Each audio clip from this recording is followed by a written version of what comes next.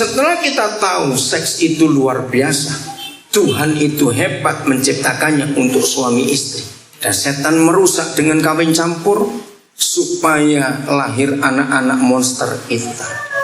Mari kita lihat 1 Korintus 6 ayat 18. 1 Korintus 6 ayat 18. Tahun 70-an saya dibuat bingung dengan ayat ini, saudara. Kenapa bisa begitu? 1 Korintus 6 18. Silakan dibaca, Pak Gembala. 1 Korintus 6 ayat 18. Jauhkanlah dirimu dari percabulan. Setiap dosa lain yang dilakukan manusia terjadi di luar dirinya, tetapi orang yang melakukan percabulan berdosa terhadap dirinya sendiri. Maka itu saya anjurkan semua saudara miliki sebanyak-banyaknya Alkitab dalam banyak terjemahan. Di Indonesia sudah ada 9 Alkitab bahasa Indonesia yang terjemahannya beda-beda. Kalau saudara bisa bahasa Ayamaru, bahasa Dani, bahasa yang lain, bahasa Batak, bahasa Dayak apa, bahasa Jawa, bahasa Inggris, kumpulkan. Perkaya diri saudara dengan banyak Alkitab yang begitu banyak terjemahannya. Maksudnya untuk kita belajar, supaya kita lebih kaya. Sudah, kalau saudara bisa beli ini, beli itu, mulai hari ini belajar beli Alkitab sebanyak-banyak. Nah, yang saudara sudah biasa pakai handphone bisa di-download ya, diunduh Alkitab. Ada banyak. Di handphone saya ini saja ada 18 terjemahan, baik bahasa Indonesia maupun bahasa Inggris. Saya ngerti juga bahasa Jerman, saya pakai bahasa Belanda. Untuk saya belajar. Jadi kemana-mana nggak perlu berat-berat kalau sudah punya handphone, bisa diunduh dari internet, dan itu banyak yang gratis. Daripada handphone kamu isi foto-foto yang enggak bertobat kamu anak-anak muda. Isi Alkitab, katakan amin. So, sambil duduk kita bisa belajar. Jadi di handphone saya ada 18 terjemahan dari beda-beda versi dan beda-beda bahasa. Nah, ini membingungkan saya. Semua dosa lain kecuali percabulan. Jadi membunuh, mencuri, dendam, iri hati, marah, dengki, dan semua. Satu yang tidak, yaitu percabulan dibedakan. Itu terjadi di luar tubuh orang itu. Nah, kan bingung bukan? Maksudnya apa? Tapi percabulan itu satu-satunya dosa yang terjadi di dalam orang yang melakukannya, dan itu merusak. Ada terjemahan lain berkata itu merusak hidup orang itu. Jadi ini cara kita belajar. Kalau sudah baca Alkitab, tanya kepada Papa seperti anak-anak, banyak tanya. Betul. Mengapa semua anak kecil selalu tanya bukan? Itu apa itu? Itu untuk apa? Kenapa begitu? Nah, Papa ingin kita seperti anak kecil. Maka itu Yesus berkata, belajarlah dari anak-anak, karena mereka mewarisi kerajaan surga. Karena mereka banyak bertanya. Saya kalau belajar Alkitab saya banyak tanya, kenapa? Saya berkata, Papa, kalau saya lagi marah, saya lagi dendam, itu dari dalam atau dari luar munculnya? Jawab, dari dalam. Tapi kenapa firman-Mu berkata, enggak, itu dari luar. Hanya percabulan dari dalam kamu. Wah, saya bingung bagaimana. Hari ini kita ketemu jawab. Saya punya seorang guru, dia sudah meninggal, dari Magelang. Saya nggak tahu Pak Daud pernah dengar nggak? GBI Diponegoro nomor 13, Pendeta Yesaya Sunarso. Dia orang hebat. Dia meninggal. Nah, saya panggil dia Pak Narso. Saudara, dia punya konsep begini. Dia marah kalau ada hamba-hamba Tuhan lagi belajar Alkitab, kalau ada buku-buku pendamping, dia marah. Saya pertama dimarahi, saya kaget. Kenapa Pak Narso marah? Ini kan buku rohani juga. Dia berkata, dengar Daniel, Alkitab itu kata dari bahasa Arab. Al artinya segala-galanya. Kitab itu buku. Jadi kitab suci kita ini bukunya segala buku. Kitab suci ini induk dari segala buku di dunia. Kalau kamu menyejajarkan dia dengan buku-buku yang lain yang otoritasnya jauh di bawah dia, maka kamu merendahkan harkat dan otoritas. Nah, bagaimana caranya? Kalau saya belajar dan saya tidak tahu ayat itu, maka Pak Narso keluar kata ini. Dok, ini yang hebat. Kau harus tahu Daniel, bahwa Alkitab itu satu-satunya buku yang bisa menerangkan dirinya sendiri tanpa dibantu buku lain. Saya bingung. Maksudnya? Nah, ini contoh. Kalau suatu hari Daniel kamu baca satu ayat tidak mengerti, jangan cari penjelasan di buku lain. Dia radikal memang orang. Tunggu. Berarti saat itu kamu belum berhak untuk mengetahui rahasia itu. Kamu baca dan belajar terus ayat-ayat yang lain. Nanti suatu hari, ketika kamu mempelajari ayat-ayat lain, nanti Roh Kudus akan nyambung ke ayat yang kamu tidak mengerti itu. Jadi Alkitab itu akan menerangkan Alkitab itu sendiri. Bukan berarti saya tidak baca buku. Saya baca banyak buku. Kalau saudara ke rumah saya, saudara akan tahu koleksi buku-buku saya. Saya itu kutu buku. Kemarin dalam perjalanan dari Manokwari ke Sorong, yang cuma 45 menit itu, di sebelah saya duduk seorang hamba Tuhan namanya Pak Wesley. Dia gembala dari Betani Manokwari. Dia kasih saya buku, kebetulan buku tipis, cuma 74 halaman, tulisan Evangelis I.N. Cipto. Saya itu kutu buku. Karena dia duduk sebelah saya, dia ngelihat saya baca. Ketika mendengar berita dari pilot, kita akan landing, pas itu buku itu habis saya baca. Ini Pak Wesley kaget, cepat sekali baca buku. Saya diberi karunia Tuhan bisa cepat baca buku. Jadi 74 halaman, nggak sampai 40 menit saya habis. Dan dia tanya saya, rupanya ngetes, ngerti tidak? Silakan, saya bilang begitu. Bukan saya sombong. Dia kaget. Buku bisa cepat begitu. Saya bilang itu anugerah. Saya punya koleksi banyak buku-buku teologi. Karena saya belajar juga. Tapi untuk melayani, saya tidak pakai semua itu. Itu hanya untuk pengetahuan saya saja. Untuk melayani, saya andalkan Roh Kudus yang menerjemahkan barang ini. Bukan tafsiran yang lain. Saya punya 4 macam buku tafsiran Alkitab. Yang klasik Matthew Henry saya pakai sampai saya belajar. Tapi tetap saya lebih mengandalkan Roh Kudus. Itu hanya untuk pengetahuan. Nah, contohnya 1 Korintus 6 ayat 18. Saya bingung. Mengapa hanya dosa percabulan yang merusak orang itu yang melakukannya dan terjadi di dalam? Kenapa? Karena saya sudah lama pakai teorinya Pak Narso, ya saya tutup lagi kalau saya tidak mengerti. Saya terus belajar ayat-ayat yang lain. Sampai suatu hari saya dibimbing Roh Kudus kembali ke 1 Korintus 6. Nah, saya baca ayat 16. Coba lihat ayat 16. Tadi kan ayat 18. Nah, ternyata penjelasan ayat 18 itu ada di ayat 16. Kebetulan gak jauh-jauh. Maka itu lihat dari kemarin cara saya menguraikan ayat-ayat. Saya bisa lari ke sana, lari ke sini, tapi nyambung semua, betul tidak? Dan itu bukan tafsiran, itu Roh Kudus yang menyambung. Kalau tafsiran pasti beda. Dilihat latar belakangnya, kenapa ditulis itu, orang itu lagi keadaan apa, di tahun itu ada apa. Nah, itu namanya teologi, itu pengetahuan. Tapi teologi itu bukan kebenaran, beda. Karena itu logi, seperti biologi, geologi, antropologi, dan logi-logi yang lain. Itu ilmu. Itu bukan kebenaran. Bedakan antara kebenaran dan teologi. Saya memisahkan itu dengan garis yang tegas. Maka itu kalau ada teolog khotbah, kalau bukan orang-orang pendidikan yang dengar pasti tidur. Karena bahasanya terlalu tinggi. Dan teolog kalau khotbah itu hanya mengisi otak, tidak menyentuh hati. Tapi kalau teolog dikuasai Roh Kudus, itu beda. Maaf, saya menekankan ini.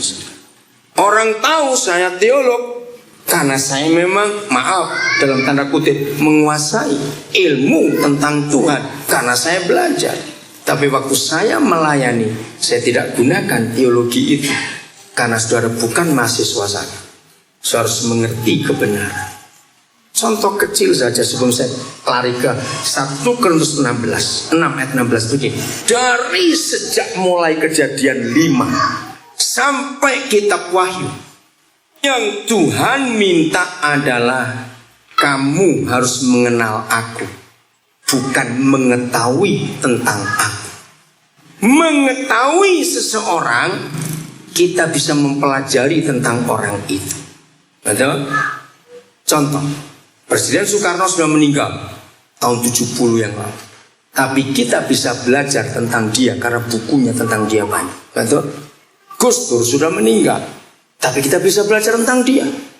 Hitler, Mussolini, George Washington, kita bisa belajar, bukunya ada.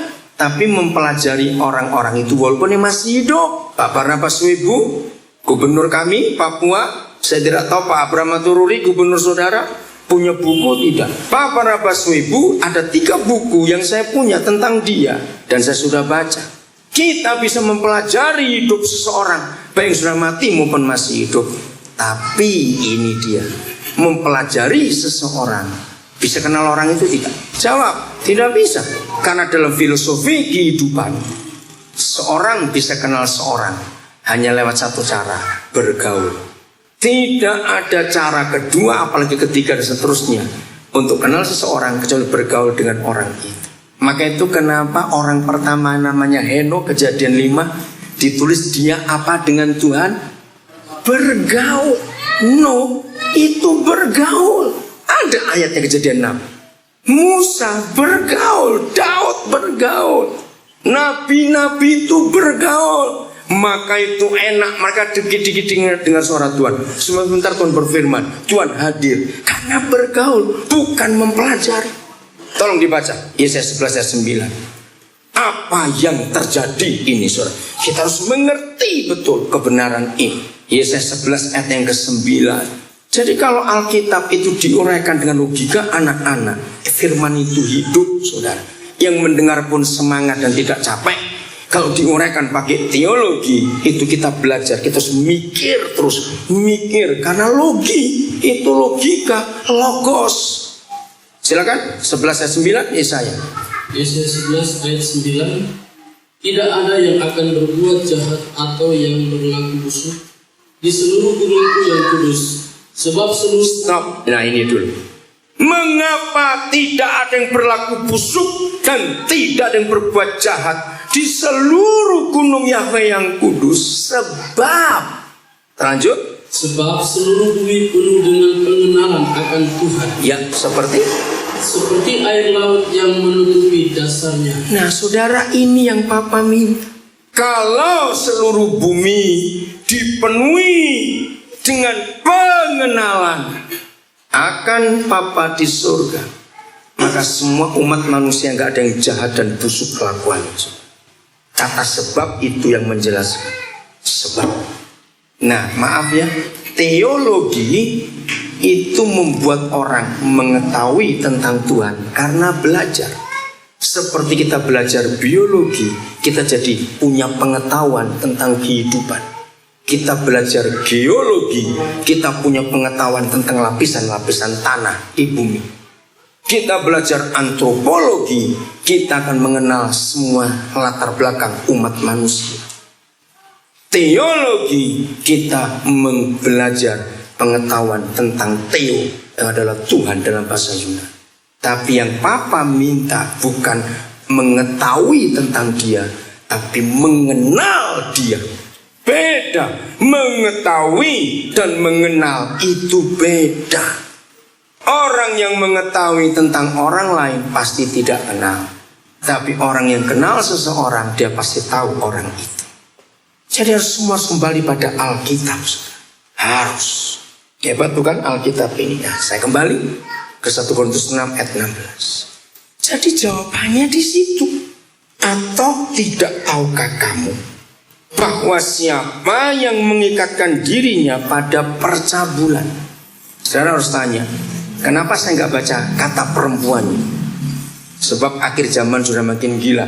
Sekarang ini pelacur nggak cuma perempuan.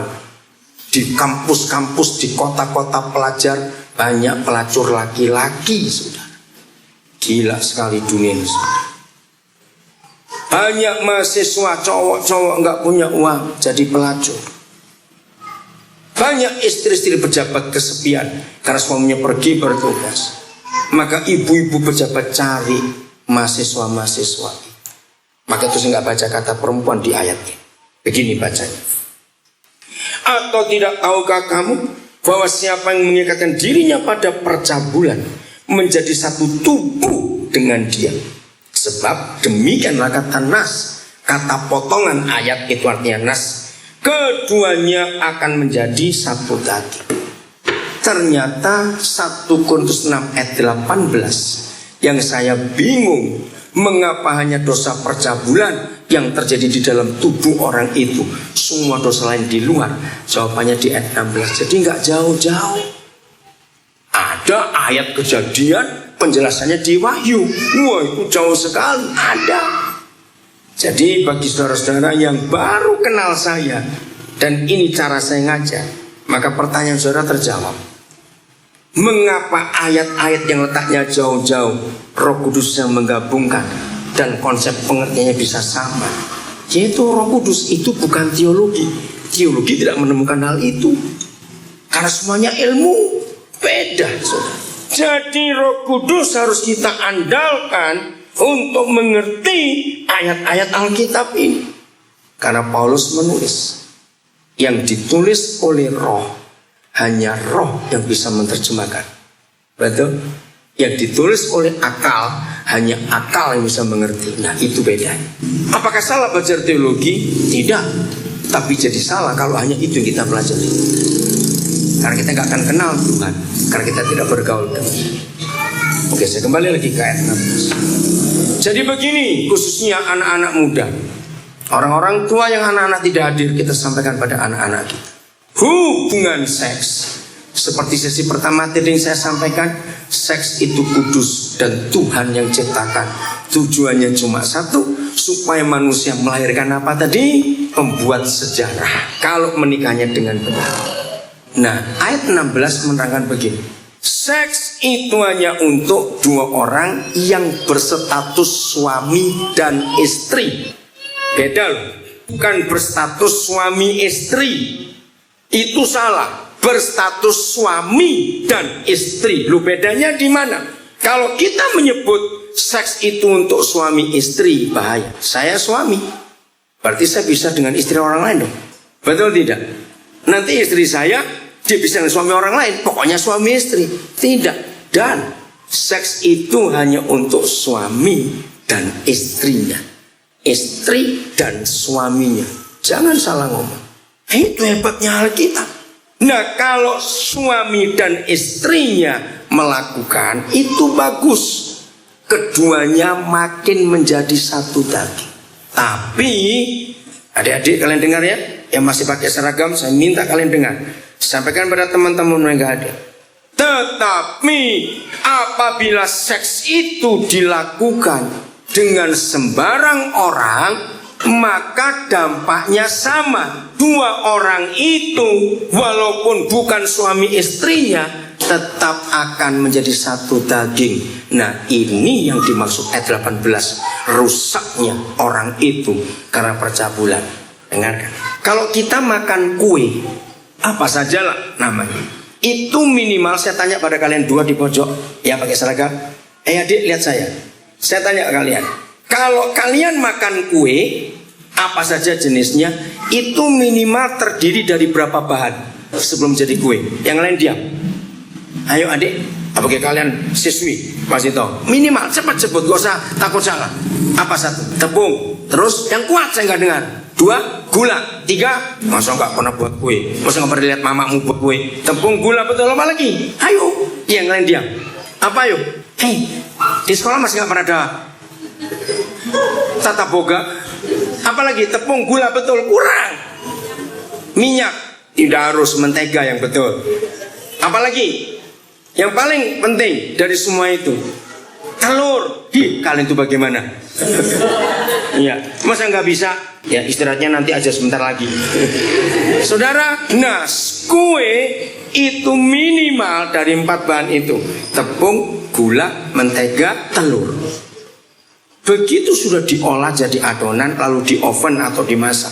Pertanyaannya, dengarkan, ini rahasia 16. Pertanyaannya, bisakah tepung, gula, mentega, dan apa tadi satu? Telur itu dipisahkan lagi utuh? Bisa tidak? Tidak bisa. Nah, itulah rusaknya perzinahan. Jadi begini, dengar ya. Kalau ada si A, ini cowok, dan ada si B, dia cewek. Mereka hubungan seks. Walaupun cuma sekali, maka roh, jiwa, tubuh A dan B ini seperti adonan itu. Lalu dua orang ini ke kota lain, karena memang tidak ada hubungan apa-apa. Si A di kota lain ketemu si C, cewek lain. Si B, cewek ini ketemu cowok lain, si D. Dan mereka hubungan seks lagi. Dengarkan, cepat hitung. Maka dalam tubuh hidup A, B, C, D terjadi berapa adonan, berapa pribadi yang menyatu? 3. A dan B sudah menyatu. Lalu dalam tubuh A sudah ada B, lalu ketemu C jadi A, B, C. Dalam hidup B sudah menyatu dengan D. Dalam B sudah ada A, maka ini A, B, D. Nah, dalam hidup si C dan si D, kalau mereka dua belum pernah hubungan seks, maka dalam hidup D ada AB dan dia D. Dalam hidup C ada AB dan C. Bayangkan kalau mereka sudah sering ganti-ganti pasangan, rusaknya seperti apa hidup ini. Campur semua jadi satu. Saya pernah membuat master-master psikologi kaget gara-gara ayat ini. Kenapa? Dengar. Siapa pernah dengar ada penyakit yang lebih ngeri dari AIDS? Anak-anak pelajar dengar kau ini. Ada yang lebih ngeri dari kanker, saudara. Nama penyakitnya split personality atau orang berkepribadian ganda. Itu mengerikan sekali. Nah, sampai hari ini tidak ada buku psikologi apa saja yang menyebabkan mengapa seorang manusia bisa punya kepribadian ganda. Yang bisa jawab cuma Alkitab. Sampai saya tantang mereka waktu itu. Maaf, bukan saya sombong, tapi buku ini luar biasa. Tanyakan kepada psikolog-psikolog lain di negara lain juga. Tidak akan pernah ada buku yang pernah menuliskan penyebab split personality atau kepribadian ganda kecuali Alkitab ini. Karena free sex. Karena seks itu hanya untuk dua orang, suami dan istrinya. Tuhan ciptakan seks hanya untuk dua orang itu saja. Kalau dipakai untuk yang lain, kacau. Tolong, di Sorong pasti tidak ada. Karena buku ini nggak laku, adanya di kota besar. Tolong cari ya pendeta-pendeta khusus. Buku yang mengerikan, judulnya 24 Wajah Billy. Orangnya masih hidup sampai hari ini di Amerika. 24 Wajah Billy. Itu buku sekuler, bukan buku rohani. Mungkin saya satu-satunya pendeta di Indonesia yang baca buku itu dan saya sebarkan ke banyak teman. Jadi Billy ini masih hidup. Sekarang umurnya kira-kira 50 tahun sekian. Di dalam hidup Billy ada 24 pribadi. Ada cewek dulu pernah hidup tapi sudah meninggal. Ini tahun 70-an. Kalau para psikolog akan tahu namanya Sibyl. Sibyl ini cewek punya 13 kepribadian. Nah, sampai hari ini dunia psikologis tidak pernah tahu mengapa ada manusia bisa punya kepribadian sebanyak itu. Jawabannya cuma satu, bapak ibunya pezina. Maka itu para gembala saya mau tekankan, kalau konseling pranikah, suruh mereka dua jawab jujur. Kalian dua pernah hubungan seks dengan siapa saja? Itu harus dikuduskan dan diputuskan. Kalau tidak, yang lahir bukan keturunan ilahi, tapi keturunan monster. Walaupun nikahnya di gereja. Ini yang banyak gereja tidak tahu. Sebab kalau calon pengantin laki dan calon pengantin perempuan sudah pernah tidur dengan orang lain, harus dikuduskan dengan darah Yesus. Mengerikan perzinahan itu. Maka itu betul 1 Korintus 6 ayat 18. Semua dosa lain itu di luar tubuh orang itu. Hanya percabulan, saudara, yang menghancurkan ke dalam. Karena merusak sampai kepada keturunan.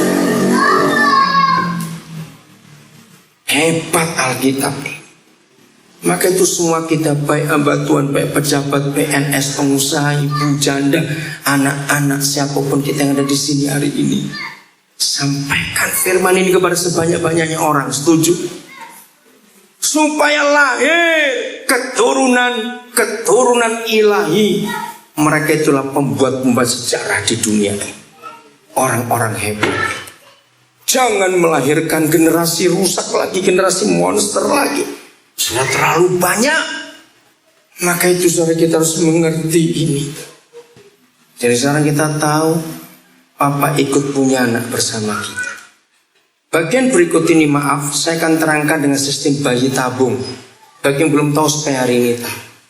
Kita buka Ibrani 13 ayat 4. Ibrani 13 ayat 4. Kemarin kita sudah bahas, hari ini kita bahas lagi tapi dalam pandangan yang berbeda.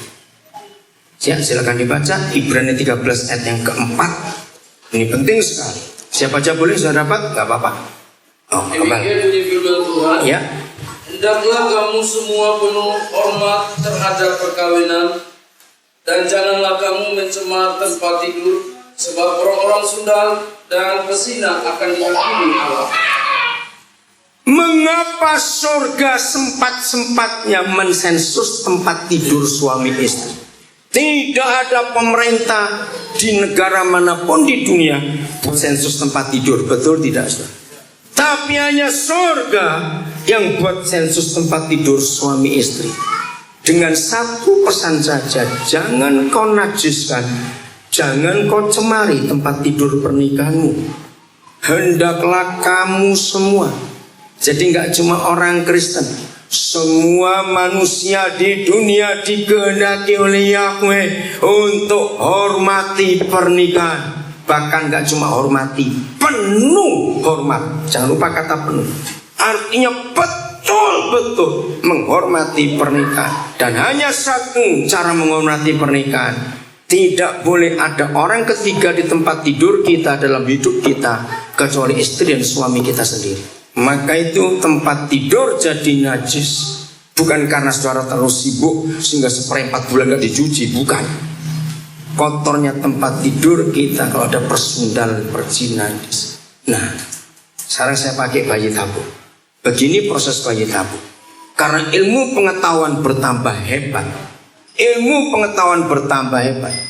maka dokter-dokter ahli genetika. Saya punya anak bimbingan, namanya Dokter Heru, lulusan Udayana Denpasar, sekarang dia di Jakarta. Dia jadi spesialis hebat, ahli bayi tabung di Indonesia. Dia orang Kristen, takut Tuhan. Nah, proses bayi tabung itu begini.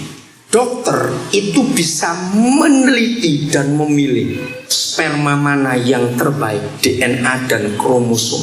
Jadi diperiksa di dalam sebuah tabung.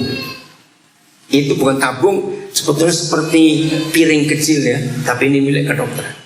Jutaan sperma akan diperiksa, dicari mana yang paling bagus DNA-nya, mana yang paling bagus kromosomnya. Dipisahkan minimal 3 ekor sperma. Lalu dari sel telur si istri itu diambil, juga diperiksa mana sel telur yang paling sehat, 3 juga. Nah, maka itu dalam proses bayi tabung, seorang ahli genetika bisa meminta pengantin pasangan itu mau kembar berapa. Bisa. Itulah teknologi. Ini bukan dosa, tapi itu memang Tuhan. Maka itu kemarin kita belajar, yang membuat Roh Kudus tidak bisa berkarya itu adalah agama, karena kaku. Ini perkembangan ilmu pengetahuan luar biasa. Nah, tapi kalau dokter-dokter yang bukan Kristen, setelah dibuahi 3, kenapa harus 3? Tidak boleh 1, karena biayanya mahal. Sehingga kalau 3 dibuahi, mungkin 1 tidak jadi atau 2 tidak jadi, 1 yang jadi, nah dimasukkan. Kalau cuma 1 yang dibuat lalu tidak jadi, buat lagi mahal. Nah, lalu saya menganjurkan, kalau orang Kristen boleh buat bayi tabung, 3 harus jadi anak semua, tidak boleh dibuang karena itu pembunuhan. Berarti, nah setelah ketemu sel telur yang paling sehat dan dibuahi oleh sperma yang sehat tadi di dalam sebuah tabung, itu namanya bayi tabung. Begitu selesai pembuahan 3, maka ahli ini memasukkan embrio ini ke rahim istri dari orang itu tadi.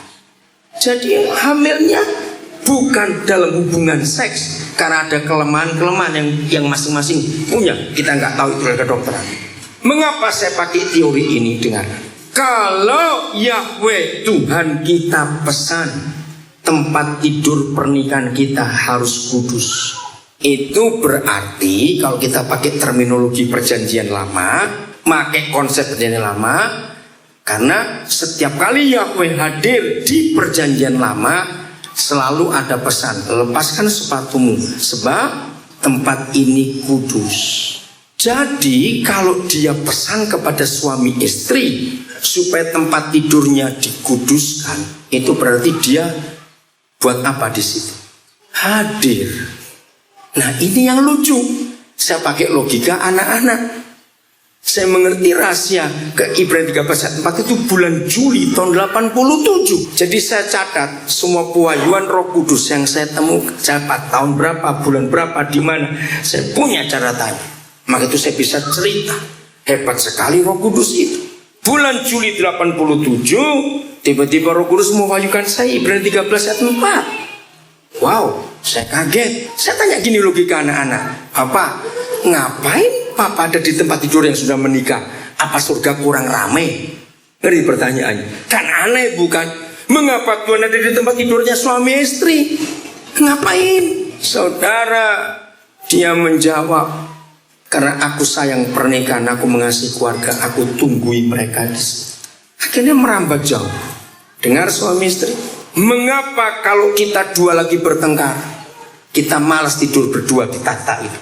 Jadi tempat tidur suami istri itu takhta Yesus di dunia, bukan di mimbar gereja, tapi di tempat tidur suami istri. Sebab yang dia pesan dikuduskan hanya tempat tidur, bukan gedung gereja. Catat itu baik-baik. Jangan sakralkan mimbar, ini gak ada apa-apanya. Maka sangat salah kalau banyak pendeta berkata, hei, jangan makan dalam gedung gereja, ini rumah Tuhan. Salah. Kalau kita berkata gedung gereja rumah Tuhan, kita kejam, jahat. Kenapa? Kalau kita pulang ibadah, Tuhan cuma sendiri duduk di situ, tunggu minggu depan balik lagi ketemu kita. Loh, kok nggak amin? Loh, betul tidak? Kalau kita berkata gedung gereja rumah Tuhan dan dikuduskan, salah. Sebab dia nggak tinggal di gedung buatan manusia. Yesaya 66 menulis itu. Dia diam di hati manusia. Jadi bukan gedung gereja rumah Tuhan. Mau anjing tidur, anjing berak, tidak apa-apa. Karena gak ada yang kudus di gedung ini, karena ini buatan orang. Maka itu Alkitab menulis, satu-satunya tempat dia hadir dan dikuduskan adalah tempat tidur. Maka itu kalau suami istri lagi marahan, yang dimusuhi mana? Tempat tidur. Betul tidak? Pura-pura tidur di sana karena panas, karena macam-macam. Awas kamu, bertobat itu. Kalau rumahnya kecil, nggak ada punya kamar lain, terpaksa tidur di situ. Tapi suami ngadap utara, istri ngadap selatan, cuma ketemu pantatnya aja, bertobat itu dalam nama Yesus. Jadi tempat tidur itu luar biasa.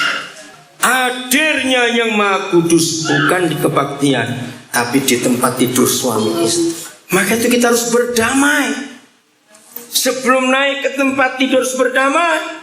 Terus saya buktikan dengan teorinya Tuhan Yesus. Belajarlah kepada siapa tadi? Anak-anak dia.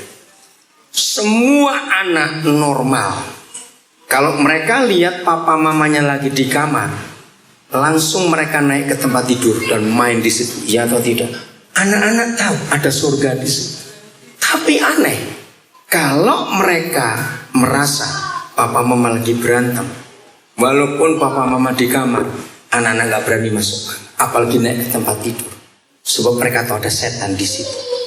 Itulah anak-anak. Jadi Alkitab ini bisa dibuktikan dengan banyak peristiwa di dunia ini.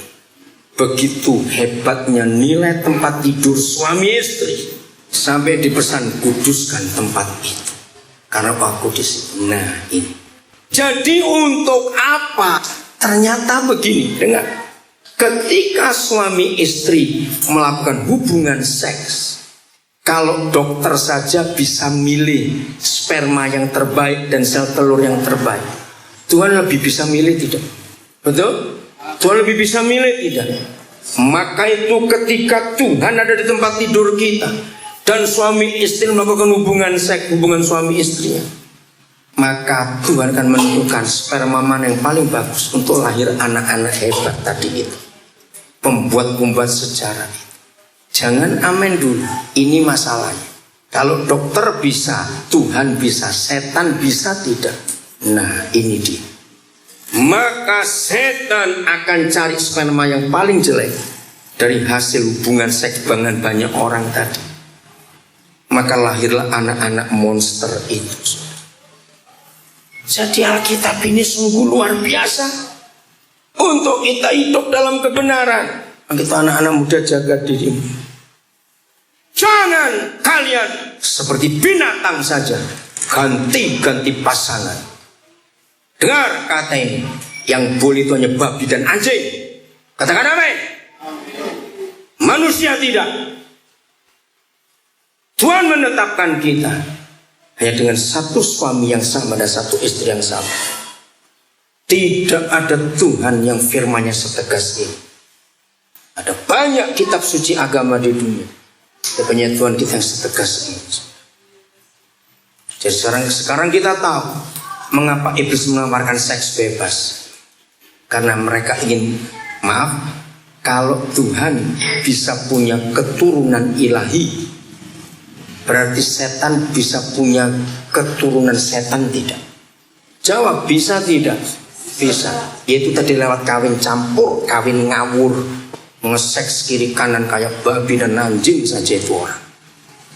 Dengar ini baik-baik. Berhenti sudah. Tolong baca Kidung Agung 2 ayat 7. Semua kita belajar. Ini biologi sekarang. Saya ambil keterangan dari biologi. Kidung Agung 2 ayat 7. Demikian firman Tuhan, Kidung Agung 2 ayat 7. Aku sumpahi kamu, putri-putri Yerusalem, demi kijang-kijang atau demi rusa-rusa betina di padang. Jangan kamu membangkitkan dan menggerakkan cinta sebelum diingininya.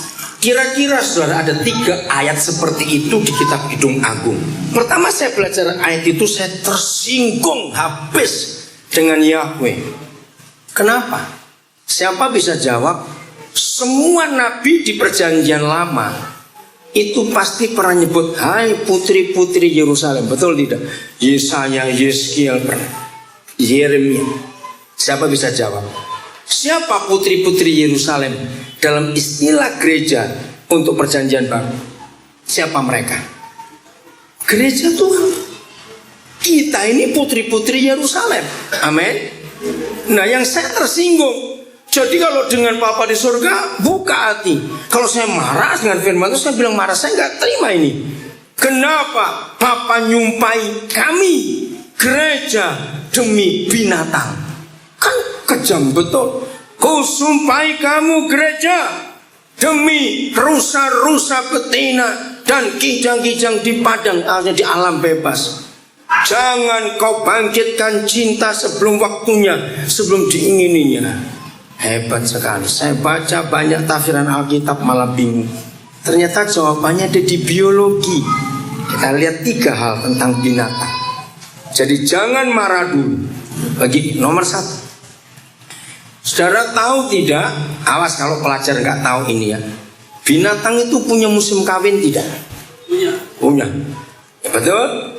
Anjing, babi, kuda, sapi, semua binatang itu punya musim kawin.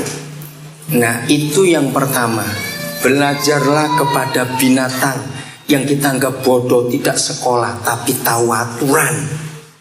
Kita ini sekolah sarjana goblok, nggak tahu aturan, ngeseks terus, bertobat dalam nama Yesus. Ngerti? Pantas bukan kalau kita disumpahi demi binatang, karena kita lebih kurang ajar dari binatang ternyata.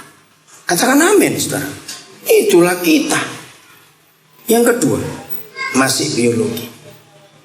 Binatang itu ada yang pakai celana tidak? Lalu saya tanya kok, ada yang pakai celana tidak binatang itu? Tidak, berarti telanjang. Heran, walaupun mereka telanjang di alam bebas, nggak pernah terangsang kalau nggak musim kawinnya.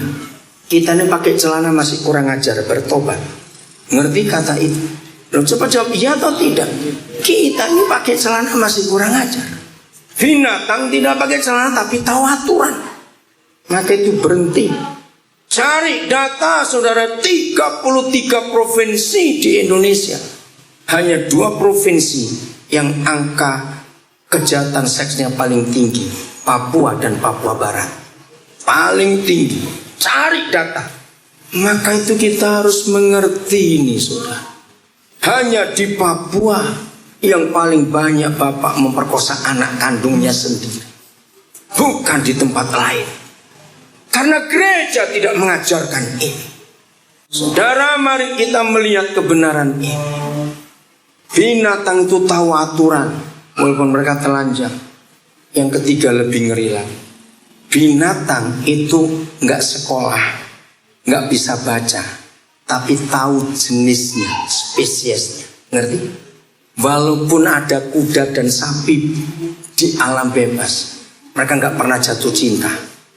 Kalau kuda harus dengan kuda, kalau sapi dengan sapi. Siapa yang ngajari itu?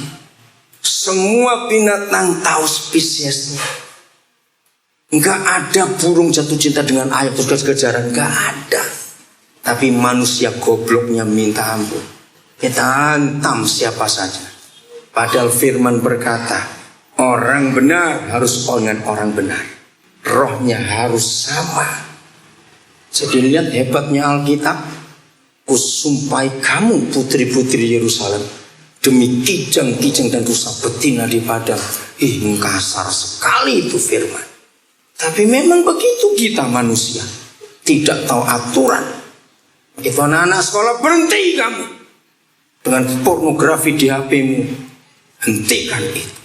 Jangan biarkan setan merusak masa depan.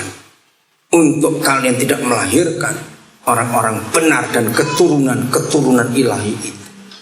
Berarti sekarang saudara, jadi itulah Alkitab. Jadi jangan lupa nanti pulang selidiki 2 Samuel 13 ya. Saya akan ulang-ulang itu. Supaya kita hidup dalam kebenaran yang Tuhan minta. Untuk kita penuhi bumi dengan orang-orang benar, yang orang-orang takut akan Tuhan. Hakim-Hakim 13. Tentang siapa ini? Hakim-Hakim 13, coba saudara lihat. Ayo baca tentang siapa? Lahirnya Simson. Nah, jadi Simson orang hebat, orang dipakai Tuhan, perlu orang tua yang benar. Ayat 1. Orang Israel melakukan pula apa yang jahat di mata Yahweh. Sebab itu Yahweh menyerahkan mereka ke dalam tangan orang Filistin selama berapa tahun? 40 tahun lamanya. Hari pertama malam, kemarin pagi, kemarin siang, kemarin malam. Saudara mendengar saya menyampaikan, apa saja yang terjadi dalam sebuah negara, maka yang dicari bukan siapa rajanya, siapa presidennya, yang dicari siapa orang benar di negara itu. Nah, ayat 1 menjelaskan kondisi sebuah negara. Bagaimana kondisi negara Israel pada waktu itu? Terjadi apa? Penjajahan. 40 tahun ditindas. Lihat ayat 2. Bukan siapa tentaranya, mana pemerintahnya. Tidak. Pada waktu itu. Pada waktu kapan? Pada waktu ada penindasan. Ada penjajahan di Israel, ada penderitaan suatu bangsa. Pada waktu itu ada siapa? Baca, siapa? Seorang dari keturunan orang Dan, namanya Manoah. Istrinya mandul, tidak beranak. Nah, begini logikanya, belajar. Apa hubungannya negara kacau dengan keluarga mandul? Nggak nyambung. Betul tidak? Kalau negara kacau ya diurus. Tapi Yahweh mencari satu keluarga. Inilah gereja Manoah. Yang tadi malam kita belajar. Ada gereja Yusuf, gereja Musa, gereja Daniel, dan gereja macam-macam. Ini gereja Manoah. Jadi Yahweh selalu cari keluarga Kristen, keluarga orang benar. Untuk apa? untuk melahirkan keturunan yang akan jadi penyelamat bangsa itu. Maka itu tadi Keluaran 2 juga begitu. Kalau kita baca Keluaran 2 ayat 1 jelas, laki-laki keluarga Lewi menikah dengan perempuan keluarga Lewi. Siapa mereka? Papa mamanya Musa. Nah, lihat pasal 1 kitab Keluaran, itu tentang penindasan 400 tahun Israel ditindas Firaun. Yang dicari bukan pemerintahnya siapa, keluarga orang benar. Untuk Musa sebagai pembuat secara lahir. Begitulah keluarga Papa Manoah. Kondisi negara kacau. Sama anak-anak muda di Sorong Selatan. Ketika kekacauan ada di tanah saudara, Tuhan cari orang-orang benar untuk melahirkan orang-orang benar lagi. Dan anak-anak itu akan menyelamatkan generasi ini. Jadi seks itu untuk melahirkan orang-orang benar. Katakan amin. Jangan orang-orang salah lagi yang kita lahirkan. Sudah terlalu banyak orang salah yang dilahirkan, yang merusak masyarakat. Jangan salahkan mereka, salahkan kita orang tua. Karena kita salah mendidik anak-anak itu. Maka itu hubungan suami istri sebagai orang benar itu harus nyata. Kalau sempat nanti malam saya akan bahas tentang keluarga Manoah ini. Hebat sekali hidup mereka suami istri, sangat harmonis dan bahagia. Ayat terakhir, Yeremia 1 ayat 5. Yeremia 1 ayat 5. Inilah proses terjadinya kelahiran orang benar, anak-anak pembuat sejarah di dunia. Ada 3 fase. Hebat sekali, ada 3 fase. Lagi sekali, hanya Alkitab buku yang menuliskan seperti ini. Tidak ada buku lain. Saya akan baca. Sebelum aku, siapa aku di sini? Tuhan. Sebelum aku membentuk engkau dalam rahim ibumu, aku telah mengenal engkau. Saya bingung. Coba kita uraikan ayatnya. Kalau seorang anak belum dibentuk dalam rahim ibunya, berarti bapak ibunya sudah menikah atau belum? Belum. Nah, ini yang membingungkan. Bagaimana ayah ibunya belum menikah, anaknya sudah dikenal oleh Tuhan? Ini dahsyat sekali, saudara. Maka itu jangan salah menikah. Hentikan seks bebas. Katakan amin. Sebab seks bebas itu yang merusak anak-anak ini. Saya kembali ke 2 keluarga tadi, 2 pribadi, Musa dan Simson. Kalau kita baca baik-baik Keluaran 2 dan Hakim-Hakim 13 tadi, itulah arti Yeremia 1 ayat 5. Artinya begini, pembuat-pembuat sejarah itu sudah ada di surga. Musa dan Simson sudah ada di surga. Betul? Ketika ketetapan surga untuk orang-orang itu harus lahir ke bumi, maka surga cari orang tua yang pas dan cocok untuk anak itu. Itu cara kerjanya surga. Dari mana saya tahu?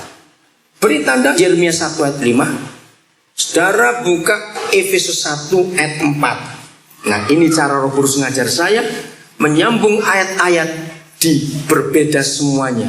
Tapi karena sutradaranya satu, yaitu Roh Kudus, maka alur ceritanya akan bersambung. Katakan amin.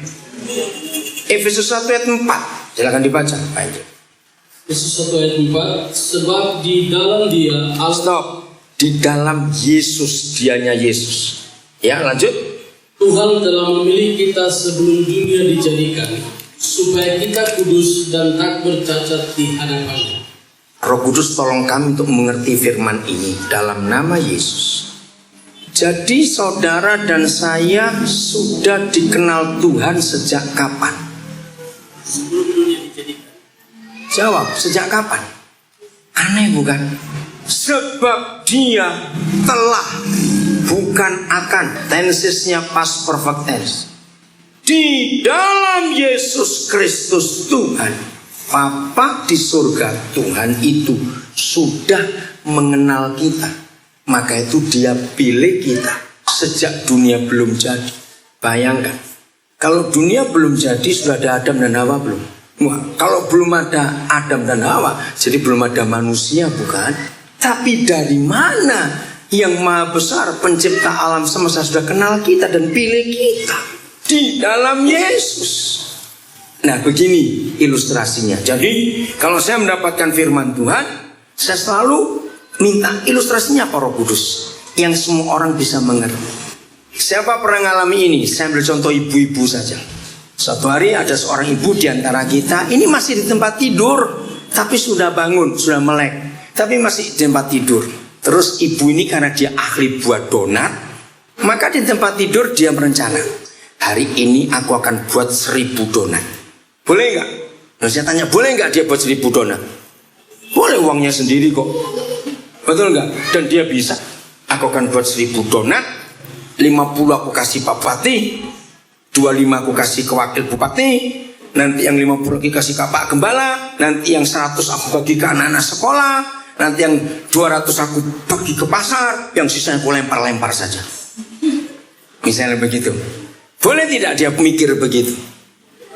Nah, waktu ibu ini mikir buat donat, dengan merencana itu, donatnya sudah ada atau belum? Masa? Loh, kalau belum ada kok bisa ngitung? Kok bisa bagi-bagi ini bagi? Dari mana? Lo jawab cepat. Mengapa ibu ini bisa menghitung 50 untuk Pak Bupati, 25 untuk Wakil Bupati, yang 25 untuk siapa? 200 untuk sekolah. Kenapa? Jangan pakai kata percaya, itu terlalu rohani. Karena dia bisa buat. Dia buat 5.000 bisa tidak? Bisa. Nah, ini pertanyaannya. Waktu ibu ini masih di tempat tidur, donatnya sudah ada atau belum? Sudah, di pikirannya. Loh, betul tidak? Kalau belum ada bagaimana dia bisa bagi? Nah, itulah kekuatan otak kita yang luar biasa.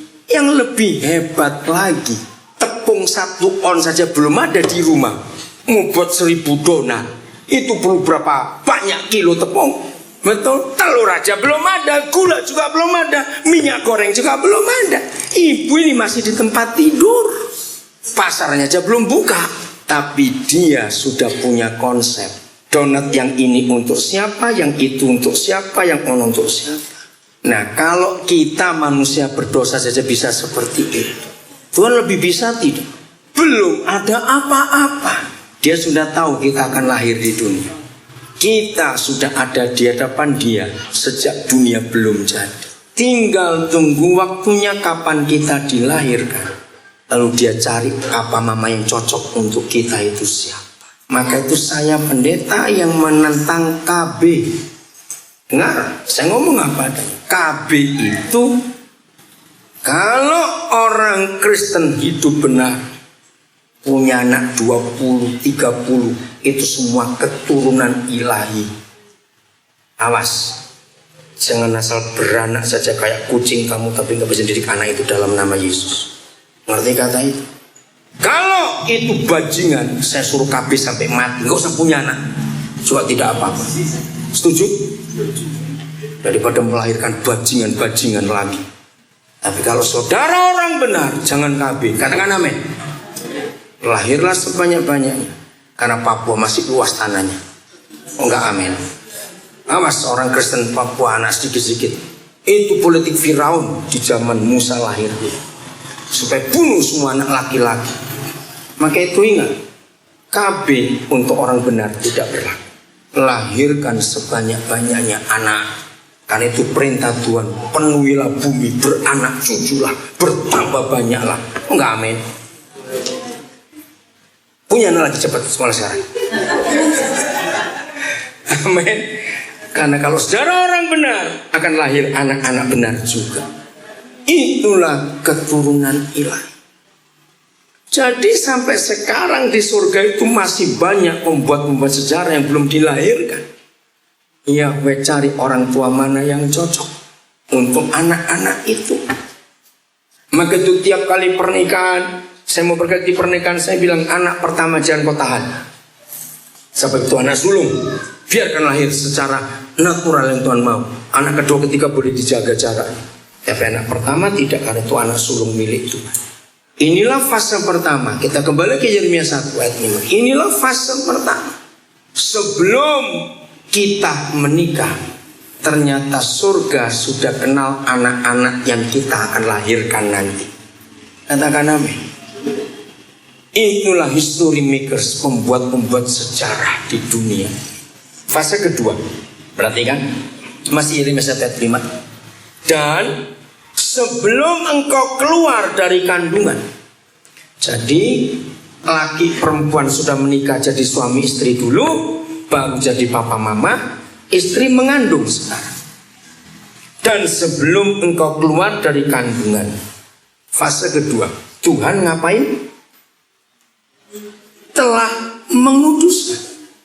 Nah, kalau saudara senang bahasa, ini tata bahasa yang bagus. 3 fase ini menggunakan tenses past perfect tense. Telah, bukan akan. Semuanya telah. Artinya apa? Sudah selesai, sudah jadi. Tinggal terima saja. Yang pertama saya ulangi. Sebelum ayah ibumu menikah, aku sudah kenal engkau dulu. Dan aku titip kamu kepada 2 orang itu. Sekarang engkau sudah dalam kandungan ibumu.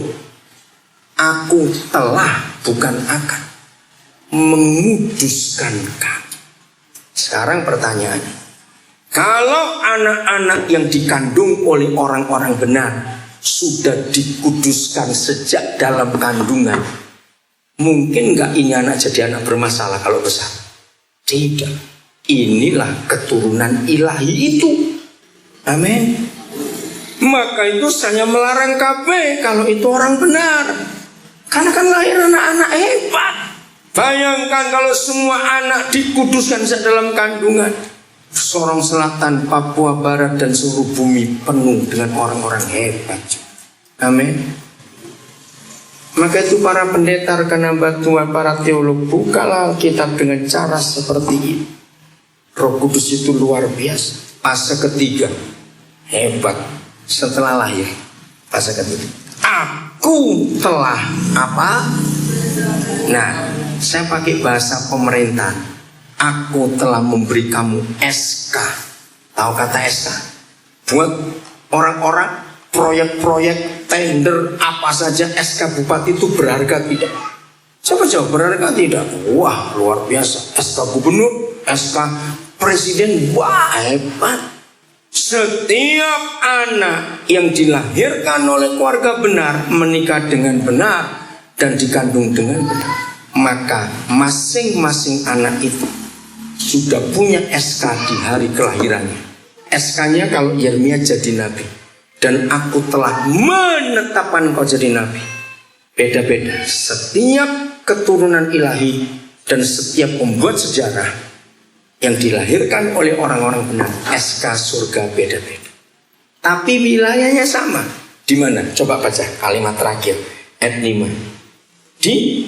Menjadi bagi bangsa-bangsa. Jadi nggak cuma lokal, tapi internasional. Katakan amin. Maka itu Thomas Alva Edison saya sebut awal tadi, Alexander Graham Bell, apa yang mereka buat menjadi berkat untuk seluruh dunia, internasional, bagi bangsa-bangsa. Saya tidak tahu di benak suara, di pikiran suara, di hati suara muncul apa, khususnya anak-anak muda setelah kau dengar firman ini. Betapa luar biasanya kalau dunia dilahirkan anak-anak hebat seperti itu. Bisa bayangkan, maka itu yang belum menikah, janji kau menikah kudus. Yang sudah terlanjur salah dalam seks bebas, bertobat hari ini. Dan jangan buat lagi. Dan minta darah Yesus menyucikan semua kita dari campur aduknya hidup yang gak karu-karuan tadi. Maka dengan demikian kerajaan surga akan nyata di bumi. Amin. Dahsyat bukan firman ini? Saya percaya kalau saya lihat wajah suara-suara masih mau terus. Oke, kita istirahat dulu. Karena panitia sudah menyiapkan makanan kecil. Tuhan memberkati kita semua. Setelah kita tahu seks itu luar biasa, Tuhan itu hebat menciptakannya untuk suami istri, dan setan merusak dengan kawin campur supaya lahir anak-anak monster itu. Mari kita lihat 1 Korintus 6 ayat 18. 1 Korintus 6 ayat 18. Tahun 70-an saya dibuat bingung dengan ayat ini, saudara. Kenapa bisa begitu? 1 Korintus 6:18. Silakan dibaca, Pak Gembala. 1 Korintus 6 ayat 18. Jauhkanlah dirimu dari percabulan. Setiap dosa lain yang dilakukan manusia terjadi di luar dirinya. Tetapi orang yang melakukan percabulan berdosa terhadap dirinya sendiri.